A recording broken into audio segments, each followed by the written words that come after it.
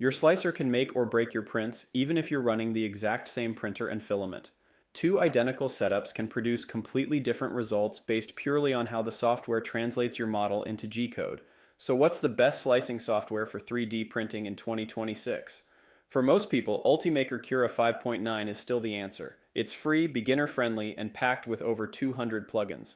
The latest version finally added GPU-accelerated slicing that cuts preview times by up to 70% on complex models. The tree supports alone save 30 to 40% material on angled overhangs, and the pre-configured profiles just work right out of the box. Simplify3D V6 costs $150 and honestly isn't worth it unless you're managing multiple printer types or need industrial-grade support structures. The speed advantage it once had has mostly disappeared.